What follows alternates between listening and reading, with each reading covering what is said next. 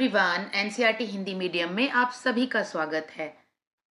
पिछले वीडियो में हमने पृष्ठ संख्या 17 तक और ये क्रियाकलाप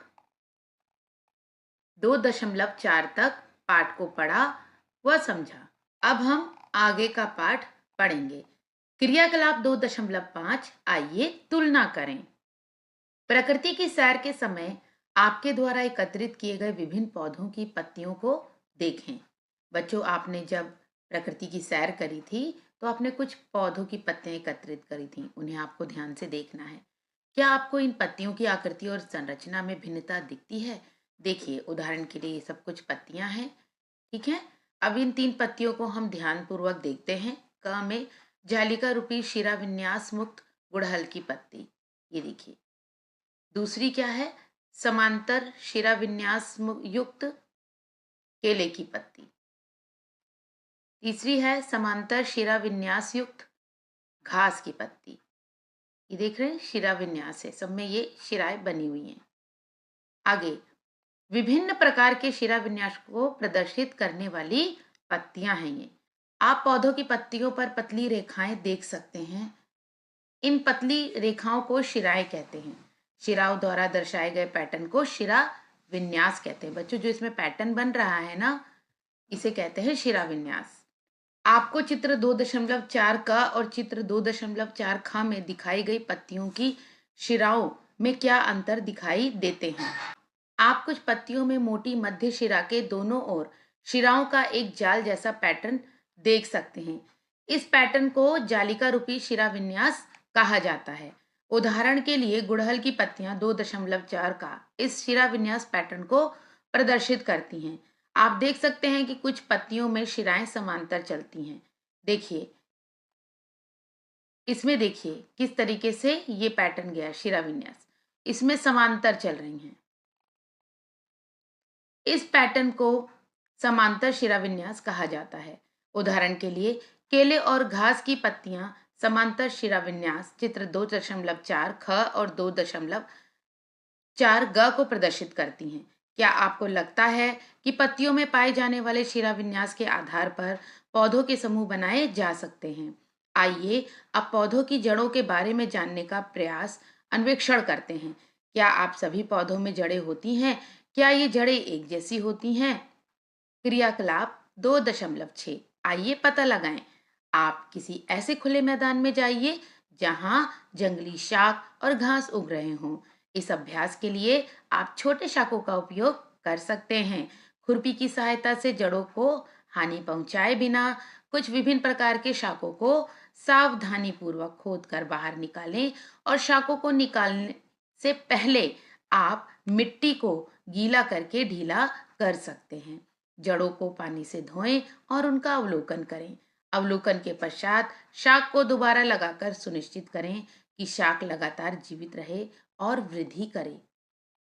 ये देखिए, सरसों के पौधे में मूसला जड़ तंत्र, ये है सरसों का पौधा। सामान्य घास के पौधे में झकड़ा रेशेदार जड़ तंत्र, ये देखिए रेशेदार है, एकदम बिल्कुल गुच्छे के समान। आपके द्वारा एकत्रित किए गए पौधों की जड़ों में क्या समानताएं और क्या भिन्नताएं हैं? चित्र 2.5 का और चित्र 2.5 ख में प्रदर्शित पौधों की जड़ों में आप क्या भिन्नताएं देखते हैं? चित्र 2.5 का में सरसों के पौधों की जड़ों का ध्यानपूर्वक अवलोकन करें। इस पौधे की जड़ में एक मुख्य जड़ होती है जिससे छोटी छोटी पार्श्व जड़ें निकलती हैं। ये देखिए, एक मुख्य जड़ है ये, और इससे छोटी छोटी जड़ें निकली हुई हैं। ऐसी जड़ों को मूसला जड़ कहा जाता है। मूसला जड़ वाले एक अन्य पौधे का उदाहरण गुड़हल है, जिसे आपने क्रियाकलाप 2.1 में देखा और तालिका 2.1 में अंकित किया है। चित्र 2.5 ख में दिखाया गया पौधा एक सामान्य घास का पौधा है। इस पौधे की जड़ें समान माप की पतली जड़ों के गुच्छों के रूप में दिखाई देती हैं, जो तने के आधार से निकलती हैं। ऐसी जड़ों को झकड़ा जड़ अथवा रेशेदार जड़ चित्र 2.5 का कहते हैं। क्या आपके संग्रह में कोई अन्य घास सम्मिलित है? यदि हाँ, तो इसकी जड़ें किस प्रकार की हैं?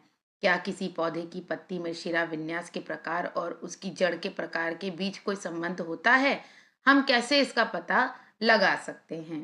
क्रियाकलाप 2.7, आइए संबंध ढूंढें और विश्लेषण करें।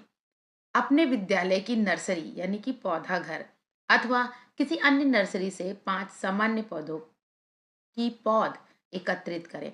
पौधों की पौध क्या होती है? किसी भी पौधे का छोटा, जब पौधा उग रहा होता है, बिल्कुल छोटा होता है, तो उसे पौध कहते हैं और उन्हें अपने विद्यालय के उद्यान में लगाएं। ऐसे पौधों के उदाहरण लेमन घास या जो इसे हम ज्वारंकुश और दूसरा है गेंदा, सदाबहार जिसे कि पेरीविंकल कहते हैं और अन्य पुष्पीय पौधे हो सकते हैं।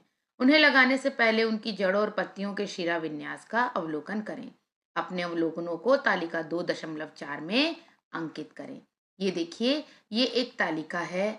क्रम संख्या लिखी है, पहले पौधे का नाम इसमें पहले नंबर का किया हुआ है लेमन घास। पत्तियों के शिरा विन्यास का प्रकार बताया है समांतर। जड़ का प्रकार क्या बताया? झकड़ा या मुसला, झकड़ा रिश्तेदार। इसी प्रकार आपको अन्य 4 के भी नाम लिखने हैं और बाकी का ब्यौरा इसमें देना है। चलिए आगे पढ़ते हैं। क्या आपको इन पौधों की पत्तियों के शिरा विन्यास और जड़ों के प्रकार के मध्य कोई संबंध दिखाई देता है? सदाबहार के पौधों में मुसला जड़ें, पत्तियों में जालिका रूपी शिरा विन्यास होता है। यह जानने की कोशिश करें कि क्या जालिका रूपी शिरा विन्यास वाले अन्य पौधों में भी मुसला जड़ें होती हैं।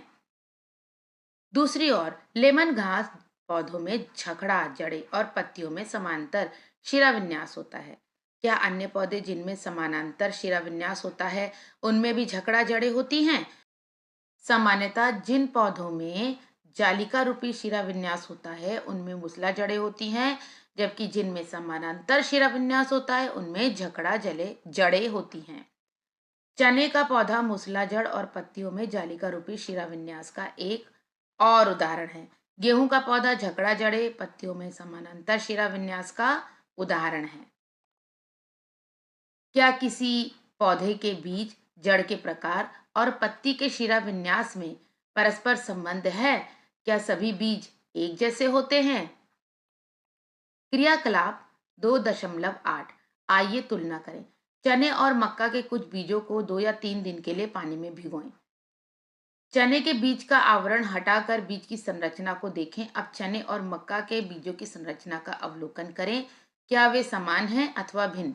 देखिए, ये चने का बीज है, इसे भिगोया गया, फिर ये अंकुरित हुआ, इसे आपने खोल के देखा, ये होता है बीज पत्र।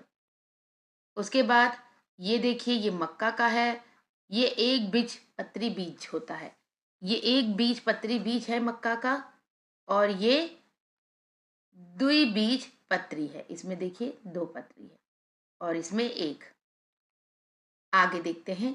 आप देखेंगे कि चने के बीज अपने बीज आवरण के अंदर 2 भागों में विभक्त चित्र 2.6 का होते हैं। प्रत्येक भाग को बीज पत्र कॉटिलिडन कॉटिलिडन कहा जाता है।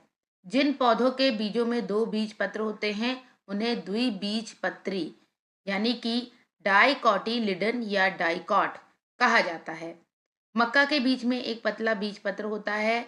ऐसे बीज वाले पौधों को एक बीज पत्री यानी कि मोनोकोटिलीडन्स मोनोकॉट कहा जाता है। आप पौधों में पत्ती के शिरा विन्यास, जड़ों के प्रकार, बीजों में बीज पत्रों की संख्या में परस्पर क्या संबंध देखते हैं? द्विबीजपत्री पौधों में जालिका रूपी शिरा विन्यास और मुसला जड़ पत्र होता है, जबकि एक बीजपत्री पौधों में समानांतर शिरा विन्यास और झकड़ा जड़ पत्र होता है। आपने पौधों के समूह बनाने के लिए उपयोग की जाने वाली विशेषताओं के विषय में पढ़ा है। तो बच्चों, हमने यहाँ तक इस अध्याय में समझा। बाकी का जंतुओं के समूह के बारे में हम अगले वीडियो में समझेंगे। मिलते हैं नेक्स्ट वीडियो में। Goodbye everyone.